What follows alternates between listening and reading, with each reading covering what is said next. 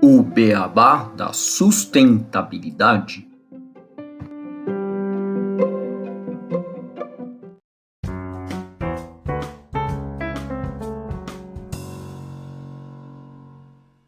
Bem-vindos ao podcast O Beabá da Sustentabilidade. Este é o episódio 200 do empreendedorismo à inovação social com Guilherme Bramer.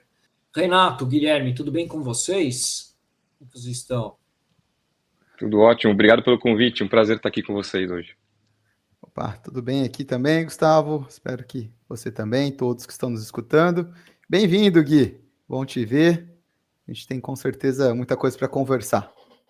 Hoje nós vamos falar então sobre dois pilares que estão transformando o mundo dos negócios e a sociedade, o empreendedorismo sustentável e a inovação social.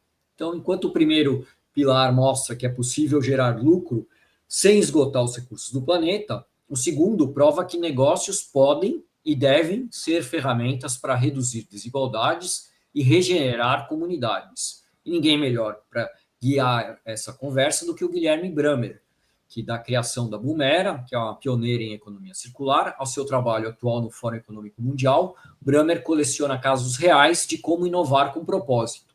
Mas essa trajetória não foi sem obstáculos, e para podermos conhecer mais sobre seus aprendizados e lições, vamos já chamar o Guilherme para a nossa conversa. Eu sou engenheiro de materiais de formação, eu sempre fui fazer engenharia de materiais justamente porque eu sempre tive em casa a influência do meu pai trabalhou muito tempo na indústria e de embalagem, então eu sempre fui curioso para saber como os produtos eram feitos, acabei fazendo a engenharia de materiais, que para quem não sabe é uma engenharia que você estuda como os materiais da indústria são produzidos, o plástico, o cerâmico, os metálicos, os não metálicos, e acabei logo no começo da faculdade entrando numa grande indústria de embalagem e tive a grande oportunidade, acho que é um grande sonho do engenheiro de materiais, poder passar por várias indústrias de base, né? Então eu passei pelo mercado do aço, papel, plástico, embalagem, então eu consegui rodar bem e criou uma grande bagagem industrial para mim. Na minha carreira fiquei bastante tempo trabalhando para empresas nacionais e internacionais nesse setor. E aí lá em 2010 eu estava já bastante frustrado, e naquela época eu achava que o problema era as empresas que eu trabalhava, mas no fundo hoje eu sei que o problema era eu. Cada um tem seu jeito, cada um tem sua forma de pensar o que quer fazer da vida, e eu ficava reclamando da missão, da visão das empresas. Isso está na parede, só está na parede, isso é fake, isso não sei o quê. E aí eu fui provocado com meu sogro, que era um empreendedor, falei, já que está tão ruim, abre a sua empresa, acho que você tem potencial, acho que você tá a fim de inovar. E com aquela provocação eu comecei a estudar a área de sustentabilidade, que já era uma área legal, aquele vídeo famoso do Al Gore tinha acabado de sair, de ser lançado, aquilo lá me provocou bastante, eu sou um cara muito de visual, de audiovisual, e aquilo lá realmente me provocou, eu comecei a estudar. Naquela época tinha pouco curso online, bem diferente de hoje, então eu consegui um ou outro, e muito livro de sustentabilidade, só que eu achava muita consultoria, comecei a tentar pensar, vou trazer uma consultoria americana para cá, não sei se é isso que eu quero fazer, eu sou um cara da indústria, sou um cara da produção. E aí eu achei um livro especificamente de uma empresa americana chamada TerraCycle, do Tom Zek. Eu me conectei com ele via LinkedIn e ele estava buscando alguém no Brasil para abrir a operação dele aqui, né? Ele era uma startup pequena aí nos Estados Unidos e estava querendo já amplificar o trabalho dele no Brasil. Trabalhava com embalagem, eu podia ajudar, falou, cara, vamos conversar, eu sou executivo de uma empresa, mas de repente as empresas que você está querendo buscar, eu posso te fazer as conexões. E aí ele falou, tá bom, eu estou indo para o Brasil semana que vem por coincidência, vamos junto comigo num cliente, e lá você vê como eu trabalho e de repente a gente conversa. Aí eu fui com ele, e por coincidência era o mesmo contato que eu tinha na empresa que eu trabalhava, cheguei na reunião, uma grande empresa de alimentos, a pessoa olhou, Gui, a gente tem reunião hoje? Eu falei assim, não, na verdade eu estou acompanhando o Tom aqui na reunião. Aí ele pediu para acompanhar, que ele está querendo estruturar a empresa aqui, pelo conhecimento que eu tenho no setor de embalagem, de repente eu posso ajudar vocês. Tudo bem. Aí mudou para o inglês, começou a conversa, ela começou a bater um pouco forte, vocês estão aqui há 6 meses com a gente, vocês nem abriram o CNPJ. Aí o americano falou, what the hell is CNPJ? Ela ficou extremamente preocupada por governança. Aí ele falou, mas calma, fica tranquilo que o presidente da minha empresa aqui no Brasil, o Gui, está assumindo isso na próxima semana. E me anunciou como presidente ali, né? Eu fiquei totalmente desconfortável, porque, cara, tinha acabado de casar, quer dizer, já tinha casado faz tempo, mas tinha comprado apartamento, aquela início de vida de casado, assim. Eu tava no emprego bom, e olhei, acabou, ela viu que eu fiquei super desconfortável, falou, ó, vamos seguir, vamos encerrar a reunião por aqui, vocês saem, se alinhem, voltem amanhã, aproveita que o Tom vai estar no Brasil até o final da semana, e a gente volta amanhã para uma conversa, mas é melhor vocês se alinharem antes. Eu saí da reunião, quase matei o moleque, ele era bem mais novo que eu. Falei, cara, você é louco, cara, você sabe qual é o meu salário? Eu acabei de, meu, eu tô casado, tenho que pagar minhas contas. E você é pequeno nos Estados Unidos, no Brasil você nem existe, você não tem nem CNPJ. Falei, então, Gui, agora você tá com as bolas na mão, vê o que você quer fazer, faz uma proposta e vem trabalhar comigo. Aí cheguei em casa, isso foi muito importante para minha tomada de decisão.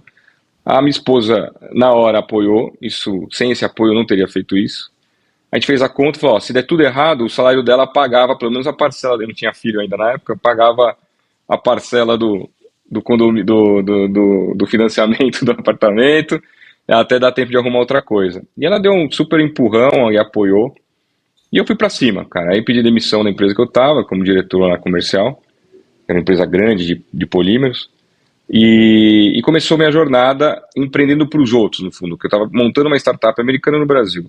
Era um modelo muito complexo, que não funcionou muito bem no Brasil, porque nesse período eu conheci um negócio que eu desconhecia, naquela época era as cooperativas de catadores, que era, naquela época, invisível para a sociedade. Já existia há muito tempo, mas ninguém sabia o que era cooperativa de catador naquela época.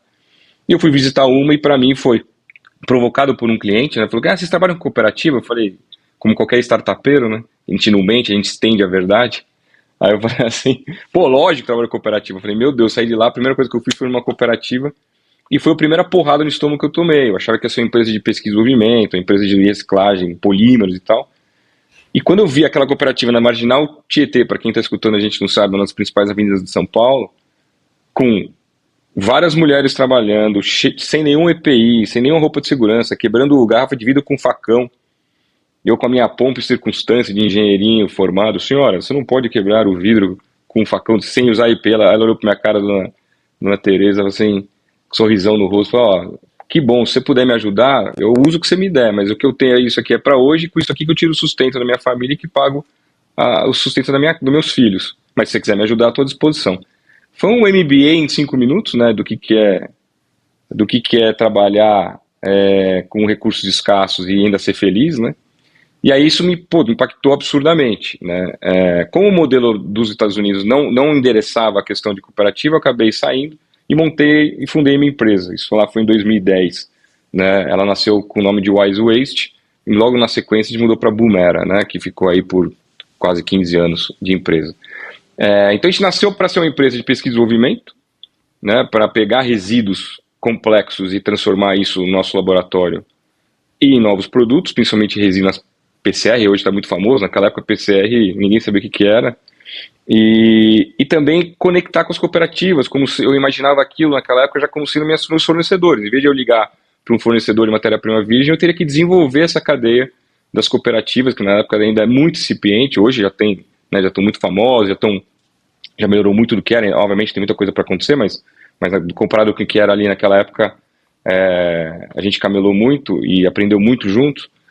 Eles seriam, eu já imaginava eles sendo nossos fornecedores da fábrica que futuramente eu compraria, quer dizer, eu já fechava meu olho e já enxergava uma grande operação industrial de todos os tipos de resíduos virando produto da nossa fábrica, era o que eu imaginava, só que eu tinha um escritóriozinho minúsculo naquela época, mas já sonhava com aquilo. Então foi assim que começou, né, uma carreira tradicional, desde estagiário até diretor de empresa.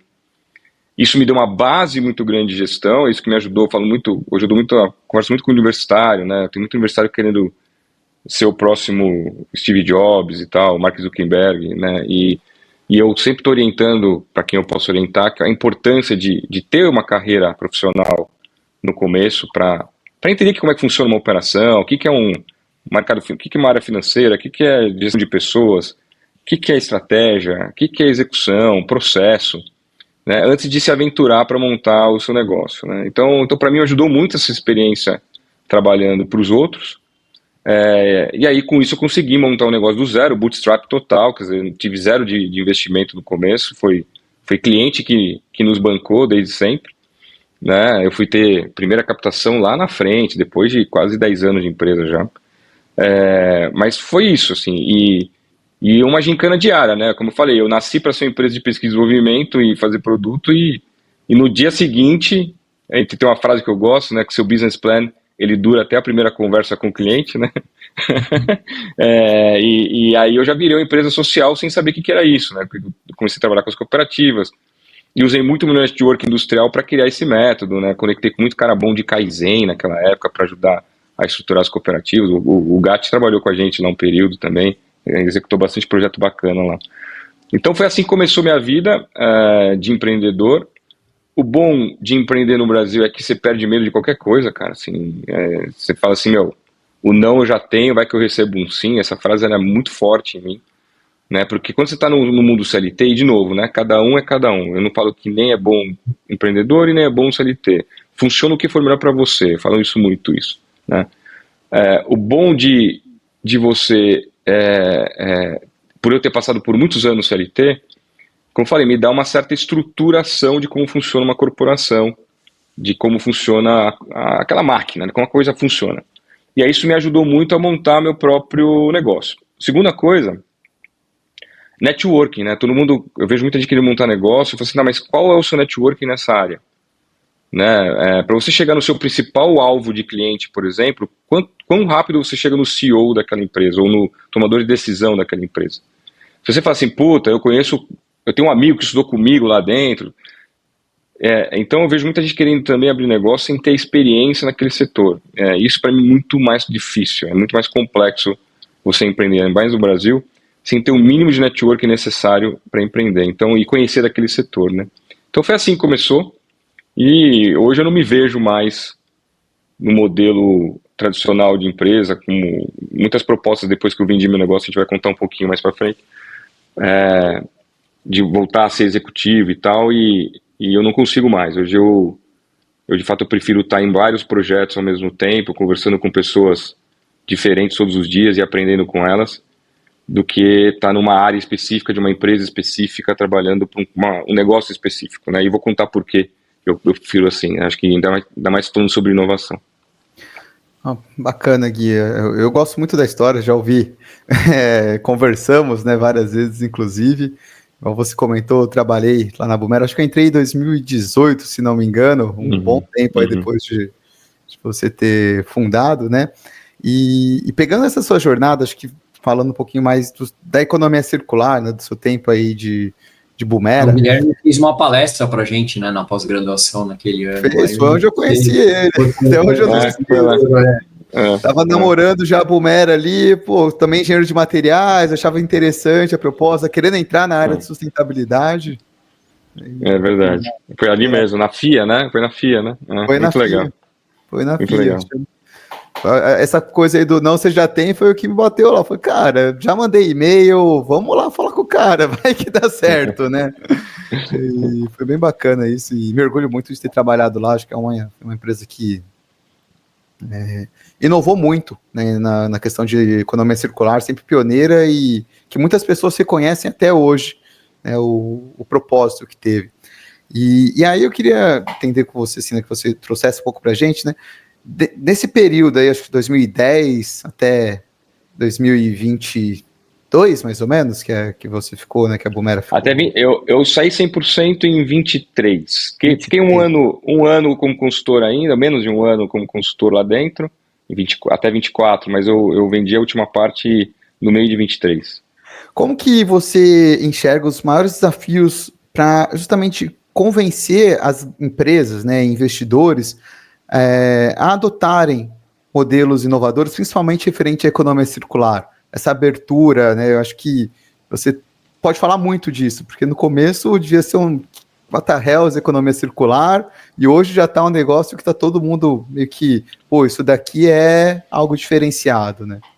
Bom, boa pergunta. O grande desafio da inovação, na minha opinião, principalmente na nossa área, que é uma área que ela é importante, mas não é urgente, por mais que a urgência climática está aí, mas ela sempre fica para uma segunda decisão, né? O cara ainda continua sendo... os executivos ainda continuam sendo geridos pelos indicadores do passado.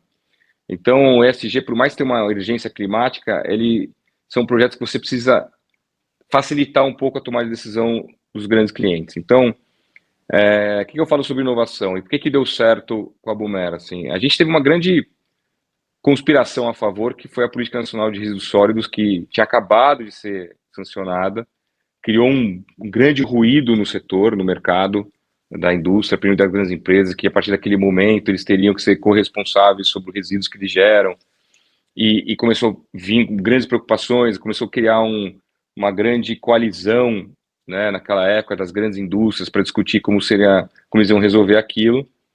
E aí eu nasci praticamente nesse turbilhão, escutando esses dados, assim, cara, eu acho que se a gente criar algo que resolva para as grandes empresas o atendimento à política, que era muito simples, atender cooperativa de catadores nas 12 cidades sedes da Copa, foi assim que nasceu a colisão. Hoje, novamente, está bem alterado, mas era assim, você tinha que resolver nas 12 cidades sedes da Copa, não me pergunte por quê, mas foi assim que nasceu, investindo em cooperativa de catador.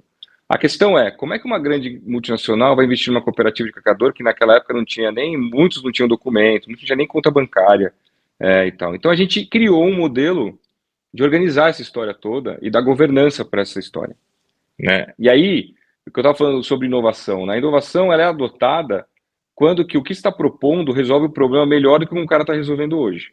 Então, se você cria, e eu sempre falo, às vezes tem muito erro de startup que fica tão apaixonado pela solução que está inventando, mas o cliente não está nem aí para a sua solução, o cliente quer resolver o problema, né? Se sua solução resolver melhor o problema que ele está querendo resolver do que ele tem hoje, obviamente que ele vai adotar.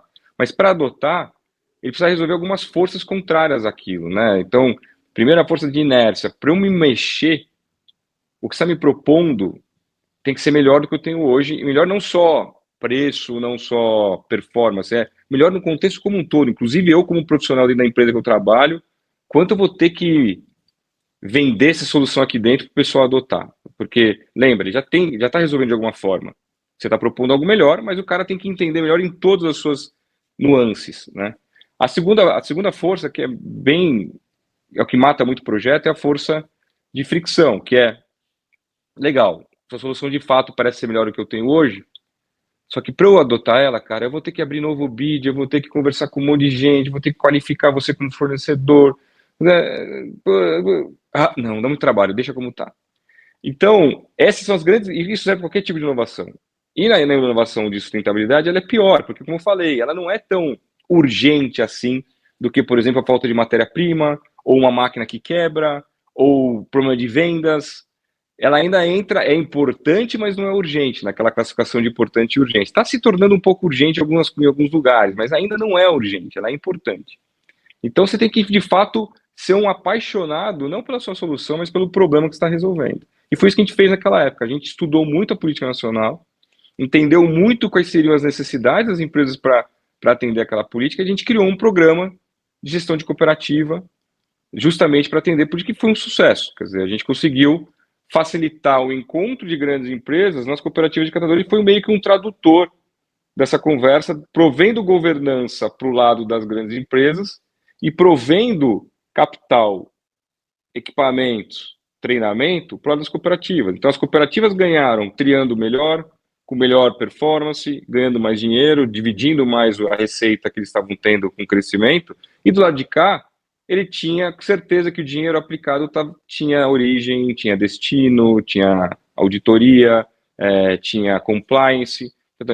Então a nossa solução nasceu dessa forma, e daí facilitou a adoção, que é o último passo da sua inovação, é quando ele é adotado por um grande número de clientes que queiram resolver aquela dor. E aí a gente deu uma boa escalada naquela época, foi assim que a gente nasceu.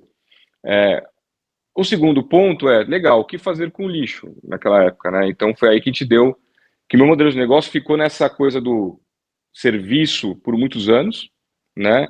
O serviço é muito difícil de escalar, eu vejo muita gente começou com a gente, continua com o serviço, é muito difícil escalar, depende de muita gente, depende de muito esforço mesmo para escalar, né? Se você não padroniza, se você não cria processos padronizados, como as grandes consultorias do mundo, né, de estratégia, que consegue estar no mundo inteiro, né, as Big Fours e tal, a consultoria para resíduos ou para economia circular é muito demandante, cada projeto é quase um projeto do zero e tal, então era muito difícil a escala.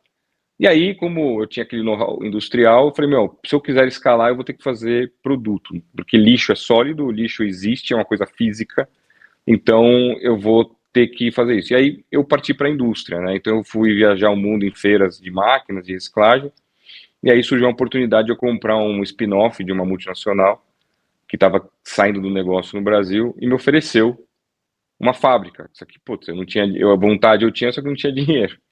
E aí eu falo que eu comprei a fábrica como se fosse o mineiro, né? O mineiro fala, eu comprei a vaca e paguei com leite.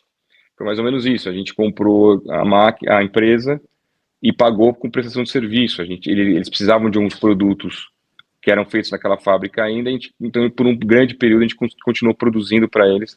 E obviamente eu botei um pouco de capital também e tal, mas a gente conseguiu da noite para o dia virar uma indústria. E aí mudou a história da empresa, de 10, 15 funcionários para 120, depois para quase 200, 3 fábricas. E aí a gente pivotou e conheceu o caminho da escala fazendo produtos, né, pegando resíduo e transformando isso em resinas PCR de alta performance e tal. E foi aí que veio o M&A, foi aí que a coisa aconteceu. Mas demorou pelo menos uns 9 anos para eu achar o caminho da escala, né? Não foi da noite para o dia, eureka, achei o caminho. Foi testando, foi pensando, se divertindo muito também, né? Renato, você viveu um pouco daquilo, cada dia um dia era fralda suja, outro dia era cápsula de café, depois era embalagem de salgadinho, depois era... Ou seja, a gente estava aberto a qualquer desafio, e então a gente se divertia muito, né? Isso que é bom também de uma empresa de inovação, é ter essa diversão, e ao mesmo tempo seriedade, porque quem nos contratavam eram multinacionais que precisavam de governança, precisavam de seriedade nas entregas, né? Então o que me ajudou, essa parte séria do negócio, foi meu histórico em grandes empresas, né? Que trouxe um pouco da gestão, entender um pouco como essas empresas querem ser atendidas. E aí a gente foi compondo um time extremamente diverso, né? Muito engraçado como ninguém era igual a ninguém ali, cada um tinha seu tipo, e foi muito divertida essa história, né? Então foi legal, foi uma jornada interessante, mas é isso, cara, assim, cada dia um aprendizado, e o que eu aprendi é isso, a gente tem que ser apaixonado pelo problema que a gente está resolvendo. Se eu decidir fazer um aplicativo de premiação para quem reciclar, por exemplo, legal, nosso aplicativo é muito bom, olha como ele funciona em qualquer lugar, offline, online, a experiência e tal. Tá, quem vai adotar isso? O que você tem que mudar na rotina do cidadão comum para ele adotar o que você quer? Vai mudar muito? Hoje o cara acorda de manhã, vai levar os filhos na escola, vai trabalhar. Para ele usar seu aplicativo, ele tem que ir num lugar específico, ele tem que levar ali, ele tem que lavar o lixo. Se você criar muitos problemas adicionais do que ele tem, provavelmente você vai ter baixa adesão. Entendeu? Então, quando você for lançar alguma coisa, você tem que olhar a jornada daquilo, né? A gente fala muito da jornada do herói, ali, começar a entender como você cria um mecanismo para o cara adotar a sua solução para aquele problema que ele tem. Que às vezes o problema do lixo, eu falava muito isso, né? Nem é daquele cara que mora numa cidade grande ou uma cidade que tem a coleta. Porque, cara, você terminou de comer alguma coisa, você joga no cestinho, aquele lixo nem existe mais daqui a algumas horas. Alguém já passou e levou, né? Alguma coleta urbana e tal. Quem tem problema com lixo é a galera da periferia, que não tem nem a coleta básica. Talvez as inovações tenham que partir dali, né? Ao contrário, não partir dos escritórios dos bairros nobres, mas partir da periferia que não tem nem coleta tal, porque eu tenho certeza que é aí que a inovação social ela acontece. Porque, de fato, quem vive aquele problema latente está mais propício a querer resolver, porque a solução está tão ruim, atual, que qualquer coisa que você melhore, existe uma adoção muito maior, muito mais rápida. Não, eu gostei bastante quando você falou, né, em relação à dificuldade de adoção da inovação, né, pelo cliente. Eu vivia isso de outra maneira internamente, né, quando você tem um projeto para aprovar, para fazer uma inovação interna dentro da empresa, quando você falava, pô, é exatamente os meus projetos, as mesmas dificuldades que eu tinha lá para aprovar um projeto interno, para mudar um processo, para fazer uma inovação. E a minha área em empresa não era sustentabilidade, era de suprimentos, que está na mesma visão, porque é uma área que o financeiro vai achar como custo. Então, você não vai ser o primeiro a estar na lista lá dos projetos, você está lá embaixo, Se sobrar dinheiro, eu dou para sustentabilidade, eu dou para suprimento. Se não, eu vou fazer os projetos que vão me dar vendas, vão gerar marketing, vão melhorar a produção, né? Então, indo no que você está falando, se eu fosse CEO de multinacional, de grande corporação, eu criava CNPJs à parte, a empresa, só para a inovação acontecer, porque ela não acontece dentro de uma corporação tradicional. O que acontece é a melhoria do mais do mesmo, sabe? Tipo, mudei um pouquinho ali, economizei um pouquinho acolá. A inovação de fato mesmo, aquela inovação que faz a coisa acontecer, ela vai nascer de um organismo fora dali, que não tenha os mesmos indicadores de performance. Como é que você cobra lucro no primeiro ano de um processo de inovação? Que não teve nem maturidade de adoção, não teve nem tempo para se ajustar. São outros indicadores. Você tem que cobrar a adoção, você tem que cobrar a melhora de performance, custo em uso. É um outro mundo. Então, Clayton Christensen, que foi um grande professor de Harvard, um cara que eu sou muito fã, escreveu sobre o dilema da inovação. Ele fala, cara, assim, o DNA da empresa, ele mata a inovação. Então, você precisa criar bichinhos fora essa corporação, com outro tipo de gente, para a inovação do futuro, né? Do horizonte 1, 2, 3 da inovação, né? O 3 tem que ser um ambiente externo, não tem que ser você. Né? Eu vejo muita empresa querendo, vou montar o lab qualquer coisa, né? Lab da empresa tal. Só que bota esse cara dentro da mesma corporação, respondendo para os mesmos gestores que estão sendo cobrados por lucratividade, e obviamente que isso mata qualquer criatividade, mata tudo. Você não inova, não consegue inovar. Então, mesmo na Boomer, a gente era pequeno, a gente tentava fazer esses ambientes de inovação à parte, e a gente precisando crescer, a gente precisando pagar conta e tal, a gente tentou vários momentos criarem monstrinhos à parte ali para justamente não conversar com o dia a dia que a gente tinha lá, para não morrer, porque as ideias não são adotadas, entendeu? Porque a correria do dia a dia, os indicadores de performance tradicionais matam o processo novo de inovação, né? O DNA, ele realmente expurga. Então, é um desafio que demanda gente com muita resiliência, com muita, né, que tenha muita força de vontade para fazer acontecer, mas tem que ter um ambiente propício a isso. A inovação, uma das coisas que eu aprendi na vida, uma vez eu passei um mês no MIT, ali no Media Lab, a convite do jornalista saudoso aí, Gilberto Dimenstein, há muito tempo. Cara, eu consegui ver como esses caras pensam em inovação desde aquela época, assim, cara. Você resolver problema de câncer, que foi um dos projetos que eu conheci lá, você tinha de tudo naquela mesa. Você tinha desde teólogo até, obviamente, medicina, médicos, etc. Mas você tinha de tudo, publicitário, e de várias raças, vários tipos de gente, justamente porque um problema complexo você vai resolver com várias visões sobre aquele problema, né? E você não pode ter pessoas idênticas para resolver problema complexo. Não é assim que funciona, né? O problema complexo se resolve com problemas diferentes, com visões diferentes do mesmo problema. E um ambiente que aceita essas visões diferentes. Né? Eu vejo muita área de inovação pincelando as pessoas que pensam igual e botando a inovação, nada acontece. Né? Não é mais do mesmo. Então é isso. Não é fácil criar ambiente de inovação em empresas grandes, ainda mais na área de ESG, que eu falei, é importante, mas não é urgente ainda. Naquela matriz de não virou importante e urgente como é lucro, como é receita, como é redução de custo. Isso é urgente e importante nas empresas ainda, né? A sustentabilidade é importante, mas ainda não é urgente. Então você tem que criar mecanismos que facilitem a adoção. E, Gui, você falou bastante da inovação social, né? A questão do resíduo, de quem realmente tem esse problema são as pessoas que muitas vezes estão marginalizadas e elas talvez enxerguem as soluções, né, do que a gente precisa fazer, porque elas estão vivenciando esse problema no seu dia a dia e muitas vezes a gente não tem.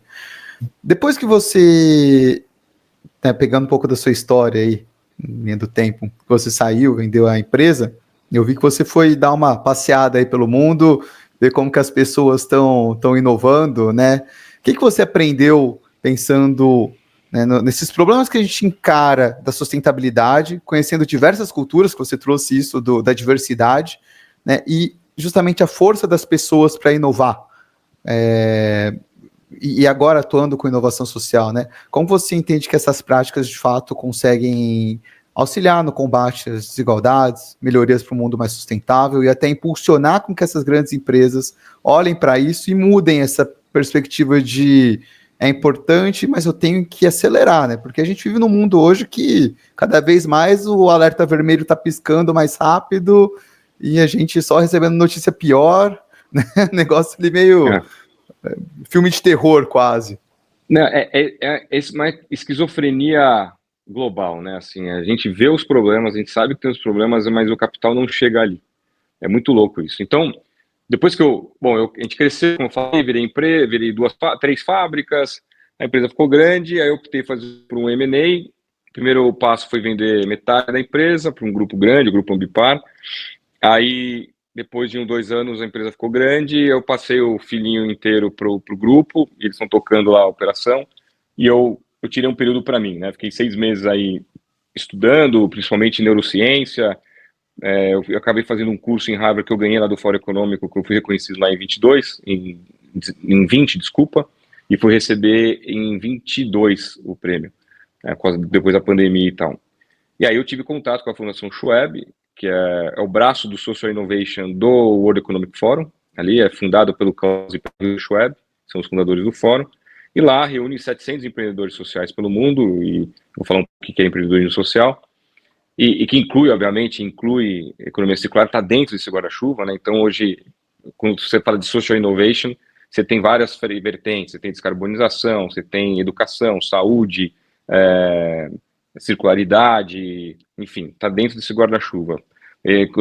Social innovation é quando você faz alguma coisa for profit ou não, que o que você faz melhora positivamente o nosso viver, né? Nosso viver em si, natureza, ser humano, convivência, biodiversidade, etc. E aí, quando eu vendi, eu me aproximei mais da Fundação Schwab, me coloquei à disposição, né? E comecei a conhecer gente, cara. Comecei a conversar com muita gente nos eventos que eu fui convidado. Eles têm mais de o Fórum Econômico, o pessoal acha que é só Davos, mas eles têm mais de 400 eventos por ano. Eles são divididos em 10 centros de estudo. E tem muito conteúdo, é impressionante como eles produzem conteúdo ali, e com muita parceria, né, muita conexão entre McKinsey e Fórum Econômico, sabe, KPMG, Fórum Econômico, muita gente com muito conteúdo e muita capacidade de gerar estudos no mesmo local, e um networking absurdo, né, cara, você tá lá, a principal reunião é em Davos, que é a mais conhecida. Cara, você está andando, tá lá o presidente de vários países, ministro do meio ambiente de todos os países, se quiser. Você tem lá CEOs de todas as marcas, de todas as empresas, ali, naquele ambiente fechado, 2.500 pessoas convidadas por ano, e você tá lá como igual, né? Isso que é bacana ali, você tá lá como qualquer um outro tá lá, e você pode chamar o cara para conversar. Até que eu tomei café com o Al Gore, sabe assim, na hora do coffee break, é esse nível de conversa que você tem lá. Só que o brasileiro, a gente não está pronto para isso, né? Enquanto você vê os africanos, asiáticos, os indianos vão para lá e fazem negócio, sabe? Tipo, usam o ecossistema a favor, eles estão meio que, não sei se eles têm isso em faculdade, não sei se eles têm isso, né? Eles sabem contar uma história, eles vão lá com um plano de negócio montado e já vão montando a agenda tal. Nós, brasileiros, eu senti muito isso, e eu me incluo nisso, a gente ia lá meio que, cara, que legal estar aqui, que orgulho de mim mesmo, mas assim, não tinha agenda com ninguém a primeira vez, sabe, que eu fui lá. Você tem tipo um LinkedIn do Fórum Econômico, chama Top Link. Cara, você tem acesso a todos os caras que vão estar lá, então você pode ir marcando reunião antes, você já agenda até a sala de reunião, e o cara te aceita e tal. Cara, os indianos, eles vão lá, eles chegam no domingo, eles têm reunião de domingo a sexta-feira, quando acaba, super bulcado, assim. Cara, aí no final da semana, sexta-feira a gente faz um warm-up, um resumo do que aconteceu. Pô, os indianos, africanos, asiáticos levam, consegui, marquei uma reunião com um fundo de investimento tal, eu consegui um pré-acordo de 10 milhões aqui, outro de 20 milhões acolá, para fazer meu projeto. E a gente lá, que, muito legal, eu tomei café com o Al Gore, né, passei frio, porque lá no Brasil não tem neve. Então eu comecei a perceber que a gente estava fora desse formato, né. E aí, quando eu vendi, eu fui de novo em 23 e em 24, né? Não, em 24 não fui para Davos, eu fui para o Annual Meeting lá na China. E eu vou esse ano agora, também estou indo em junho agora. Cara, eu comecei a provocar, por que o Brasil não está envolvido? Aí os caras me fizeram um convite, Guintos, estou sabendo que você vendeu o seu negócio, você quer vir ser conselheiro aqui do Fórum Econômico, a gente convida 10 pessoas por ano para estar em algum centro, um em cada centro, e a gente quer te colocar no Centro Natureza e Clima, até porque tem a COP30 aí, e, cara, você é um cara que está sempre envolvido, engajado e trazendo coisas aqui pra gente, a gente quer fazer esse convite.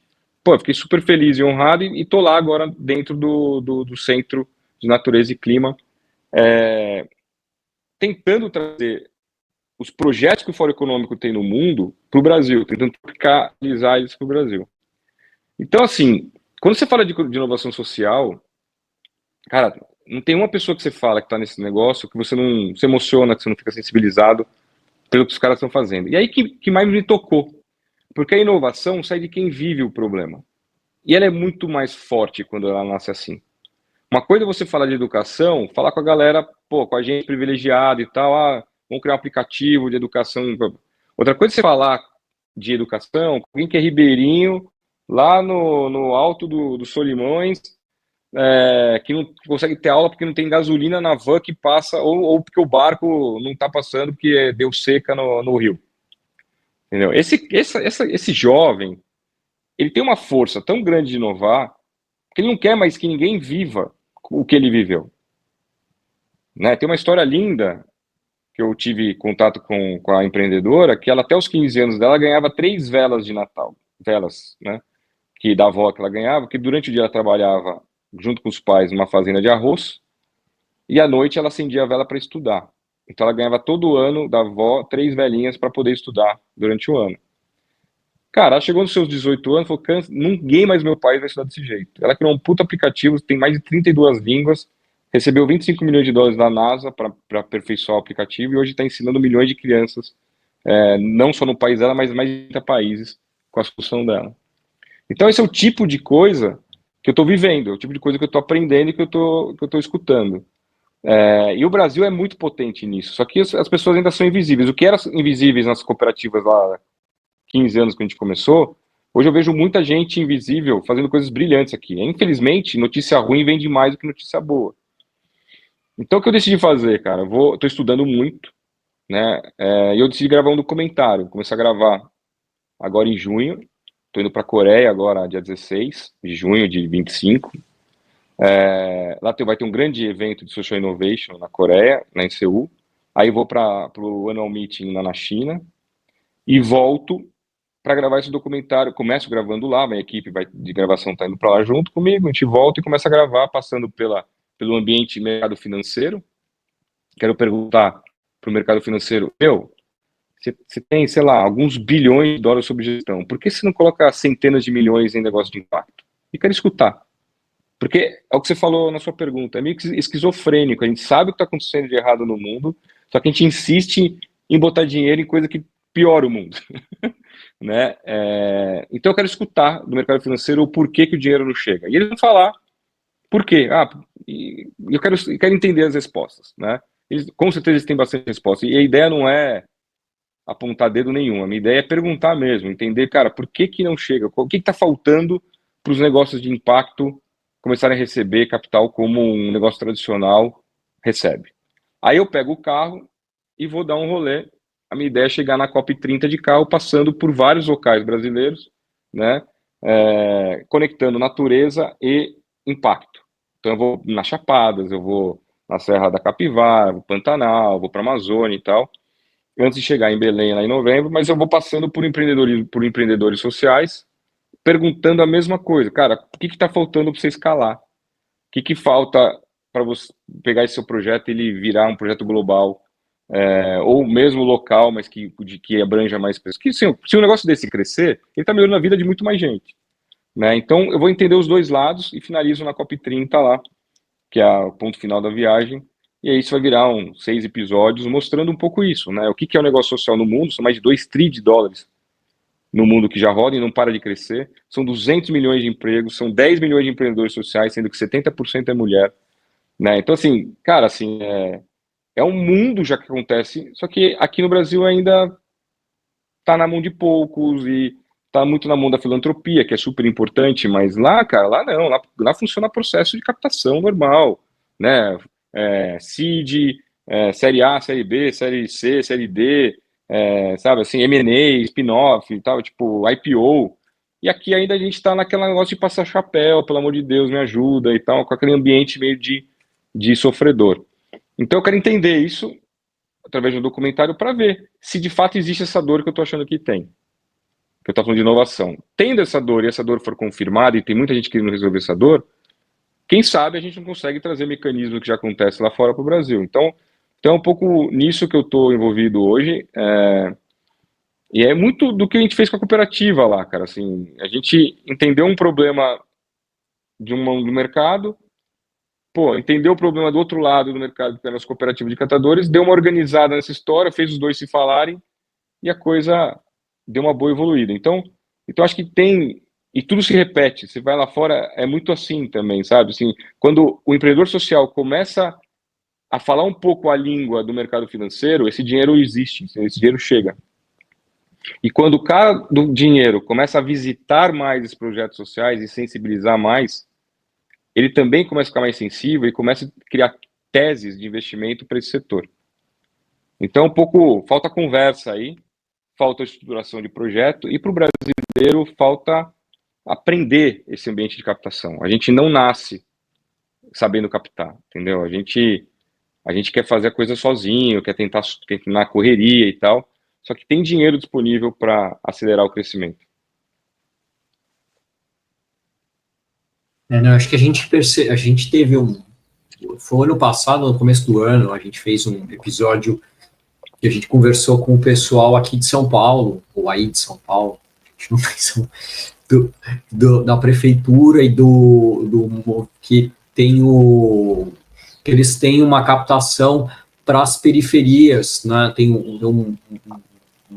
um projeto para os empreendedores sociais da periferia de São Paulo, e isso foi colocado, que a dificuldade ainda que tem de relacionado do dinheiro, de quem tem o dinheiro e quem está tocando, que só olha, né, para o dia a dia lá do empreendimento que ele tem, mesmo que tenha gerando muito valor, mas tem essa dificuldade de ter a linguagem do mundo financeiro para ir buscar mais captação. E aí, nesse, um prêmio, né, um projeto que é para os empreendedores jovens da periferia de São Paulo.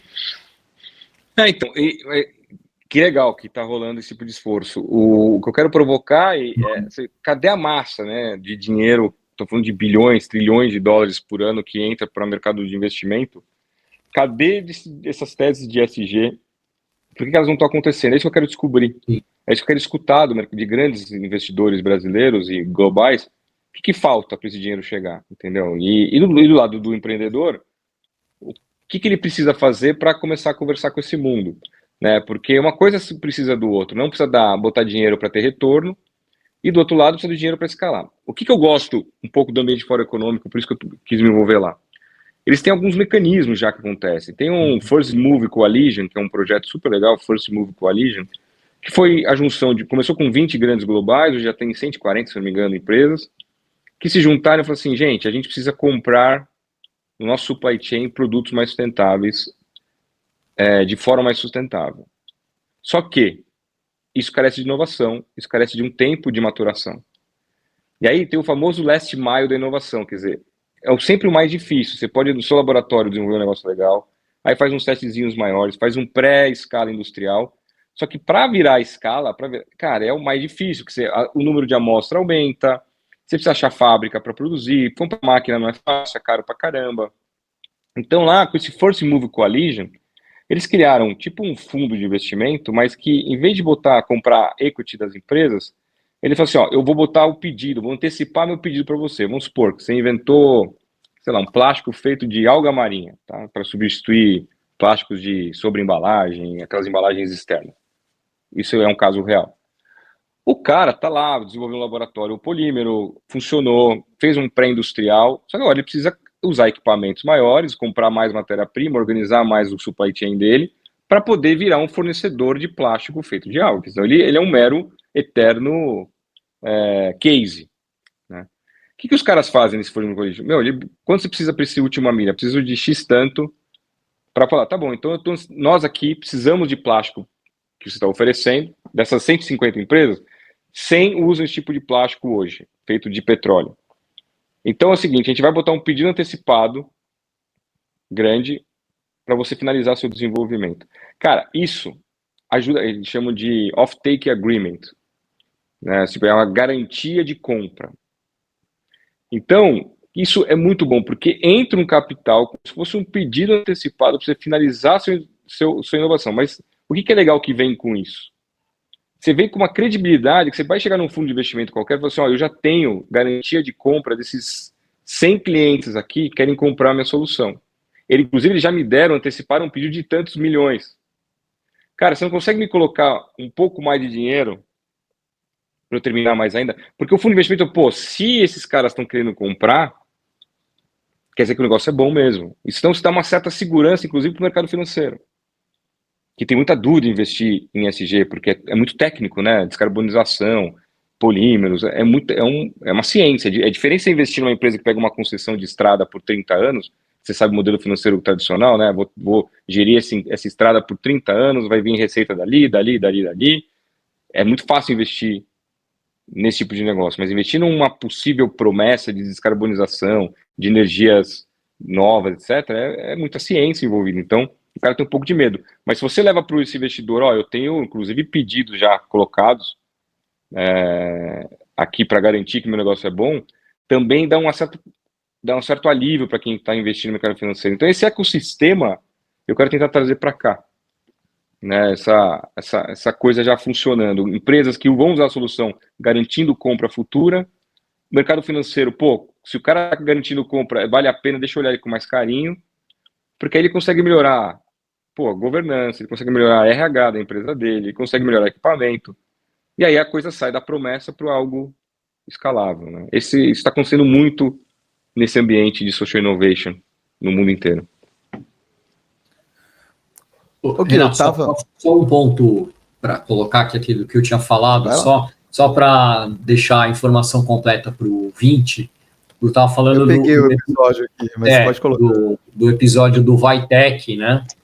Que foi o episódio 168, no fim, ele foi o ano passado ao ar, não esse ano.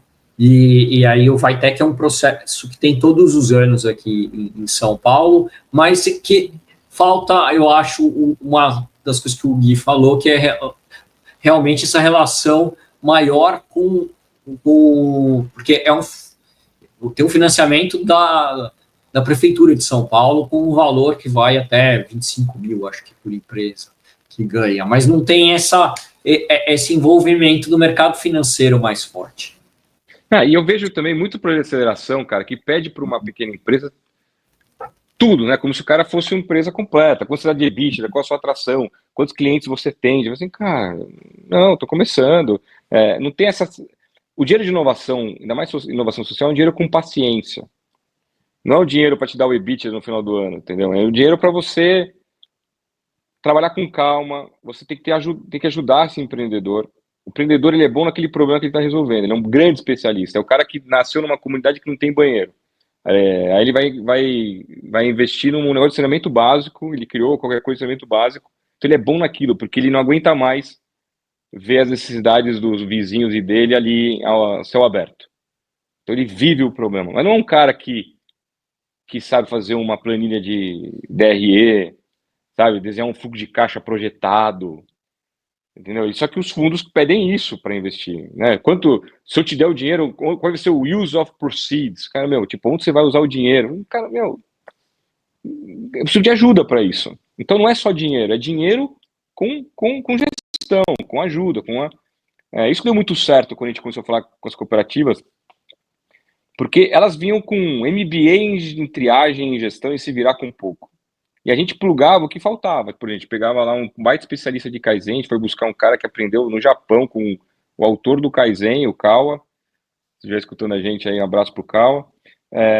E o cara, com o conhecimento que ele tinha de Kaizen, ele fazia as cooperativas saírem de 10 para 50, 60 toneladas em 10 dias de trabalho. Mas não era ele que fazia, quem fazia era as cooperativas. Só que o cara aportava o conhecimento dele de Kaizen. Então, essas conexões que são legais, né? Não é só dinheiro, bota o dinheiro e acha que vê se o cara não é dinheiro, e mais o conhecimento, a troca de ideias, de fato ajuda. Aí a coisa voa, né? A coisa voa.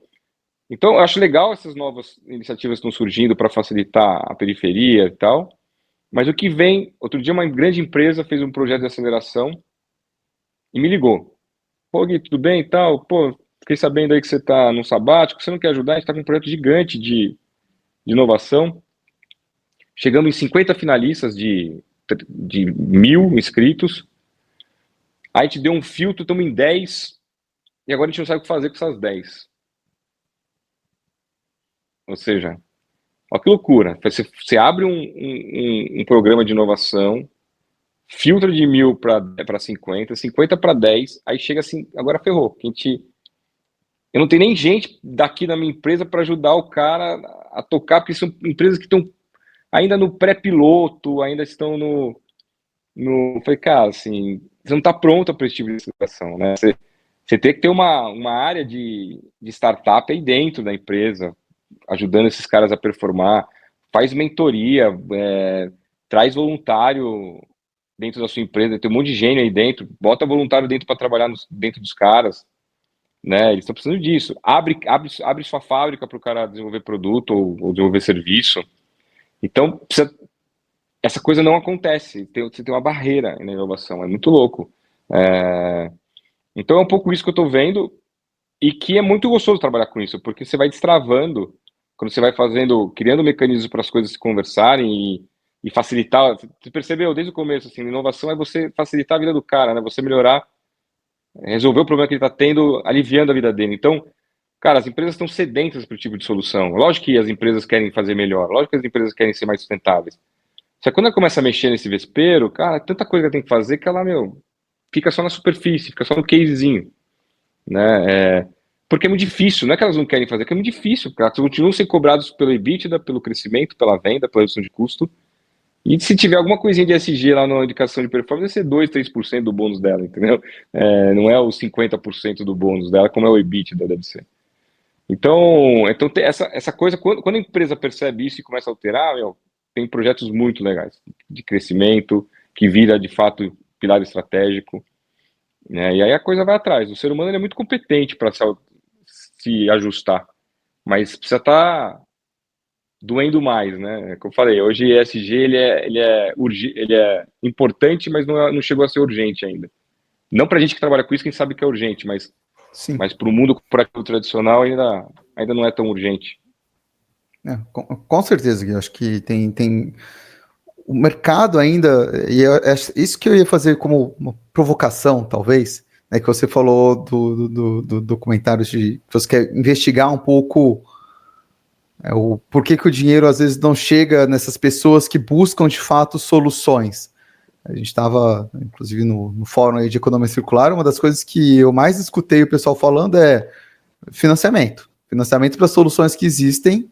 E aí isso cai muito para mim, assim, de tipo, a gente sabe, dentro do conceito de economia circular, que o mais ideal seria a não geração, né? Ou como que você evita ali, você quebrar um pouco essa lógica de produção e consumo, e que isso traria benefícios no longo prazo. Mas, voltando até porque você falou no começo, de, tipo, quando você traz uma inovação para uma empresa, a empresa olha para aquilo e fala, isso aqui vai me dar uma dor de cabeça, vai me dar um trabalho, mudar, porque eu já tenho meu lucro aqui, isso daqui, eu já sei que daqui a alguns anos eu vou estar funcionando. E a minha provocação é meio que assim, quando você pega a inovação social, né, as pessoas buscando a solução do problema, que é uma dor gigantesca para elas, e ela não está olhando para o lucro, ela só quer resolver de fato essa dor. Quebraria até um pouco a lógica que a gente tem hoje, e o cara que ele está financiando fala, pô, isso é legal, resolveria o problema, mas eu vou lucrar com isso, porque com o que eu tenho hoje, eu já estou ganhando grana, eu já estou tendo o retorno do meu investimento. E a pessoa que fez aquela inovação só quer que mais pessoas tenham acesso a esse tipo de solução e não tenham o problema.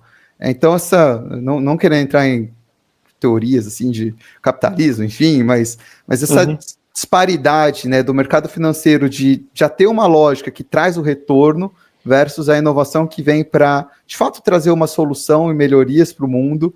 Acho que existe um abismo muito grande, né, entre esse tipo de pensamento. Não, bom ponto, mas o que eu estou querendo trazer aqui, que até essa ajuda de pensar modelo de negócio, o mercado financeiro pode trazer para os empreendedores sociais. Às vezes o empreendedor social está naquela pegada de, quero ter um banheiro, digno na minha comunidade, e é esse o meu problema. Assim, você já pensou em franquear esse modelo de banheiro aqui? Porque saneamento básico em comunidade não vai chegar nunca, ninguém está investindo de verdade nisso. Mas se criar uma franquia de banheiro, isso eu estou falando que é um modelo de negócio que está rolando na África. O cara criou uma franquia de banheiro, né? Então, como é que surgiu? De um cara que vivia em comunidade que não tinha banheiro, não tinha saneamento básico. Aí chegou uma MBA, uma aluna de MBA da Nova Zelândia, colou na África ali, não lembro agora, eu vou lembrar o nome da empresa, depois eu falo para vocês, a gente coloca lá no rodapé, e deu essa ideia, mas você já pensou em franquear o banheiro? Então você tá vendo, duas pessoas totalmente diferentes, que vendo de cenários totalmente diferentes, se juntaram para conversar, uma com um problema de fato que não tinha banheiro onde morava, e queria resolver, e o governo nunca ia chegar com saneamento básico onde eles moravam. E outra veio do MBA com a tese dela e que, já pensou em franquear banheiro e tal, e virou hoje um business que é franquia de banheiro e comunidade, ou seja, o cara bota lá os banheiros, aí ele pega lá um master franqueado, o chefe do banheiro da comunidade, aí ele cobra da prefeitura o descarte daqueles dejetos, né? Então ele mantém o banheiro sempre limpo, uma baita organização e tal, e a prefeitura, em vez de ter que investir em tubulação, que é quase inviável alguma prefeitura investir, ela pelo menos ela pega os dejetos que é gerado nesses banheiros e, facilitou a vida de todo mundo. Você acaba tendo um mínimo necessário para uma habitação decente, Sim. né, e tal. Então, esse tipo de coisa que eu estou falando, essas cabeças diferentes vão ajudar, inclusive, a pensar modelagem de negócio, porque às vezes o cara não pode dar lucro no curto prazo, mas chega um cara no mercado financeiro, você já pensou em franquear isso? Ou você já pensou em fazer um produto como serviço, em vez de fazer uma tecnologia, um aplicativo e tal? Então, essas trocas de ideias de pessoas diferentes, para mim, que eu acho que a solução, a engenharia social está aí, entendeu? Pega um cara que conhece pra caceta o problema que ele está resolvendo, que é educação, saneamento, saúde, resíduo, descarbonização, caramba, e bota um monte de gente diferente para ajudar esse cara a performar. Né? É isso que eu estou acreditando, entendeu, Renato? Para mim é um pouco esse tipo de modelo que eu vejo perseverar, muito mais do que aqueles modelos de, tô aqui, parabéns, você ganhou 10 mil reais de prêmio aqui da aceleração. Cara, o cara vai fazer mais do mesmo, vai pegar os 10 pau, daqui 3 vezes acabou o 10 pau, ele não mexeu uma vírgula, não moveu, não cresceu. Então é muito mais do que isso, cara.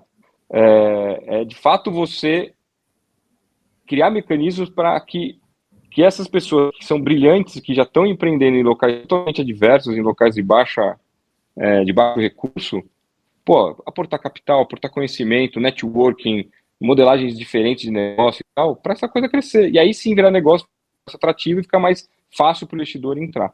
Né? Segundo ponto, está tendo muito dinheiro mais de bilionários que querem devolver para o planeta o que ganharam. Né? Você vê a Fundação Gates, por exemplo, investindo milhões e milhões de dólares em saneamento básico.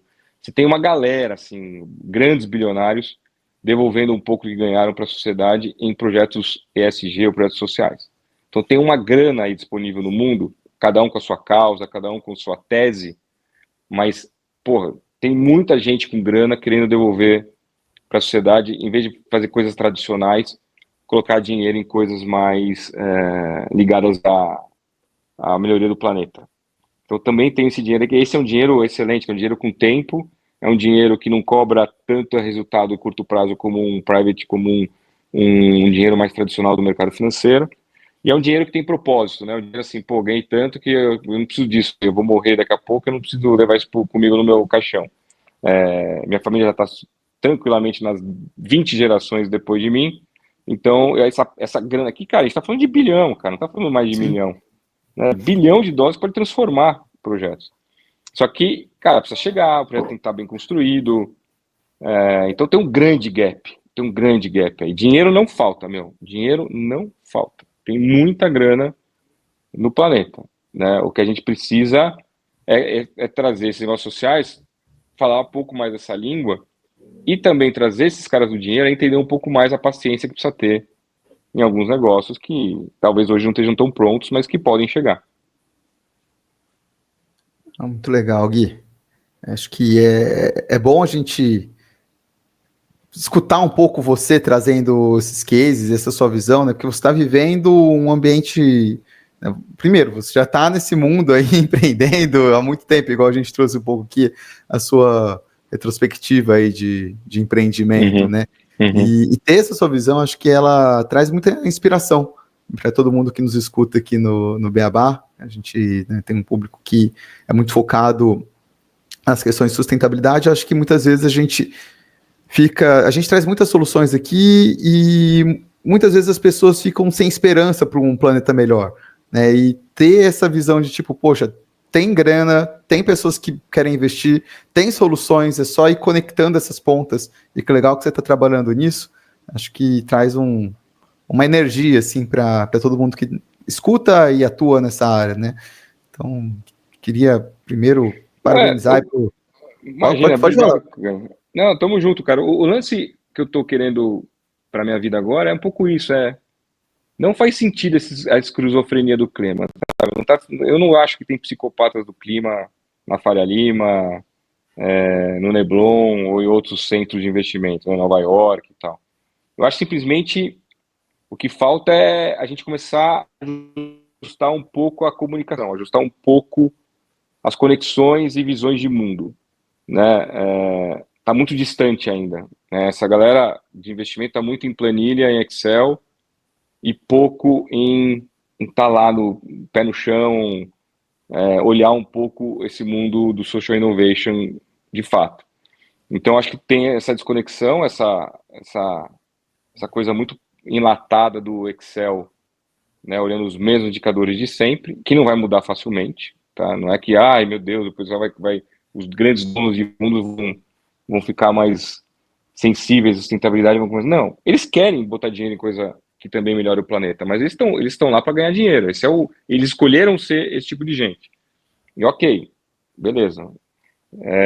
A questão é, nós como empreendedores sociais, como é que a gente se torna atrativo para esse tipo de capital, ou outro tipo de capital, né? Aí você vê, por exemplo, editais de governo, cara. Bom, eu vivi quase 15 anos com a minha empresa.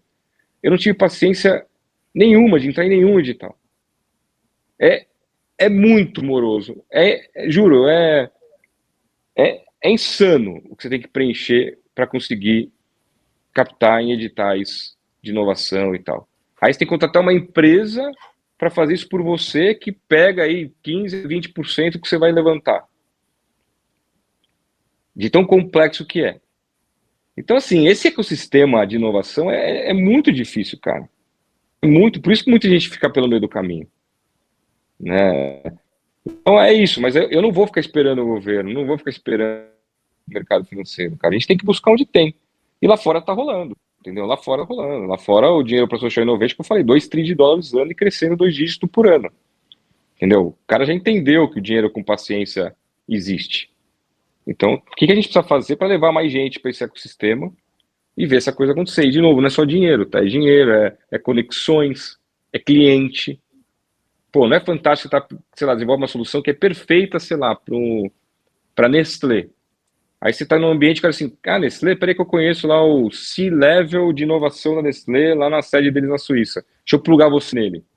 Sabe assim, é tipo esse de coisa, meu, às vezes uma conversa de um cara indicando para outra, nossa, facilita um monte. Eu tive uma reunião com o vice-presidente da Microsoft lá em Davos, eu não tinha nada para oferecer muito para ele, mas o meu colega que estava junto na reunião tinha um software absurdo de cálculo de carbono e tal. Cara, a Microsoft virou investidor dele nesse dia.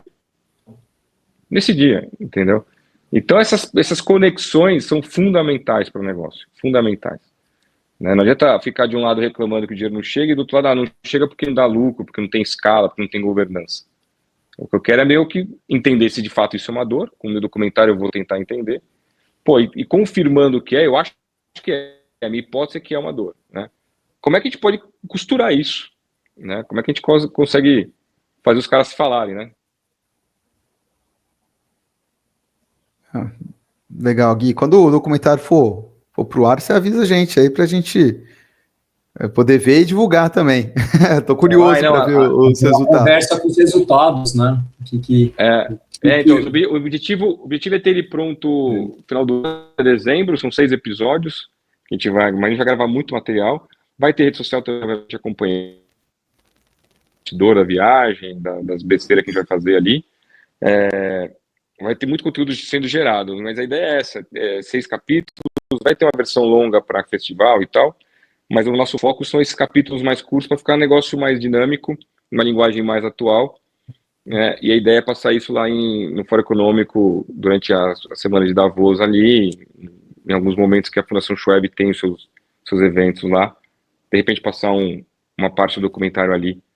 Eles estão super felizes assim que a gente vai fazer, porque é importante também para quem trabalha com isso ter essa visibilidade, essas discussões, uma linguagem mais moderna, e eu vou focar muito na beleza brasileira, né, muito nas pessoas que a gente vai entrevistar e no que a gente tem para oferecer para o mundo, né, cara, falando de biomateriais, ciência global, estão falando de 60% dos materiais de fósseis serão substituídos por biomateriais. Bom, o Brasil, se entender a potência disso daí, cara, pode ser um grande polo de matéria-prima do planeta, né, para biomateriais. Então, mostrar isso, que o Brasil não é só a Amazônia, não é só queimada, sabe, não é só coisa ruim, é um pouco da pegada. Então, tô com um diretor de fotografia top, sabe, justamente para a gente mostrar a beleza desse país, mas não só a beleza natural, mas a beleza das pessoas, né, que a gente também só fala de gente chata, né, só fala de gente ruim, mas tenho certeza que 98% dos brasileiros são bons, né? De repente 2, 1% que é ruim. E a gente só fala desse 1%, esse é o problema. Bacana, Gui. Foi muito bom te ouvir, conversar com você, pegar um pouquinho do que você está vivendo aí. Então, parabéns por todo o trabalho. Espero que você continue trazendo muita inovação aqui e mostrando para o mundo o que o Brasil tem de potência também, né, que você está representando a gente muito bem aí no Fórum Econômico. E parabéns também. Acho que você foi o primeiro consultor brasileiro lá, né? Pô, desse papel aí de fellow, eu fui o primeiro brasileiro aí. Pô, muito legal, parabéns pelo trabalho, acompanho vocês pra caramba, desde que você começou a gravar.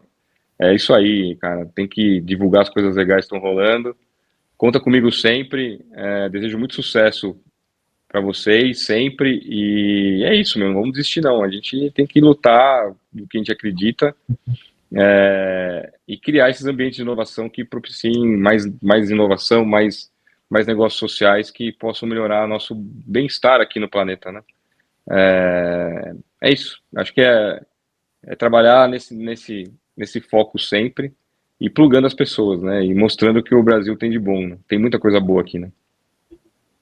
Com certeza a gente tem muito para mostrar e para criar aqui no nosso país, porque a gente gosta bastante, a gente já trouxe várias inovações, projetos inovadores aqui no podcast. Eu acho que é quando a gente mais gosta, a gente traz solução e não só problema, né? Porque quem fala de sustentabilidade, fala de meio ambiente, acaba trazendo sempre muito problema, mostrando os problemas, mas o mais legal é quando a gente mostra as soluções e quando as soluções são made in Brasil, né? Aí é o mais legal de todos, que a gente tem aqui e que consegue pegar essas soluções e jogar para os outros lugares também.